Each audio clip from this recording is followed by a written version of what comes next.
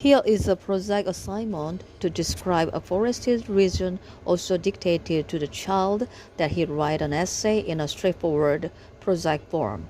However, children may also express emotional themes that are upsetting them in a calm, prosaic style. Here is a story about a fire written by the 12-year-old son of a laborer. The evening was already coming on. Thresher was humming and you could hear people's voices. But soon the bell rang and everyone went home. It was completely quiet. All you could hear was lowing of the cows and the loud voice of the cowherd coming from the woods. When he passed the thresher, he dropped his cigarette butt. A fire started, and in the middle of the night all the hay caught fire. The alarm bell rang. People ran up with water to throw on the fire. The children screamed and cried. The whole town was up and outside.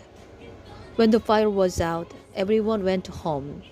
Everyone was grieving because they had lost their grain. We cited a story that formed a part of an exhibition at the Institution of Schoolwork Methods in 1925-1926 as an example of joint creative writing by a group of children.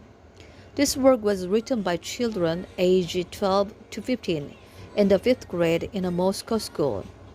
There were 7 authors, 6 girls and 1 boy. It was the boy who was responsible for the general outline and editing of the work.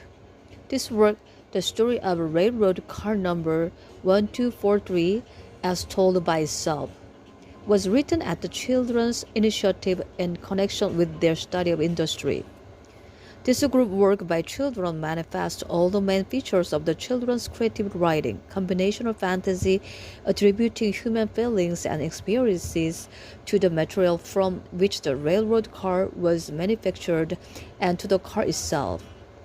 An emotional approach which compelled to the children not merely to understand and image the story of the car, but to experience it, to translate it into the language of feelings, and the drive to embody this emotional and imagistic construction in an external linguistic form to realize it.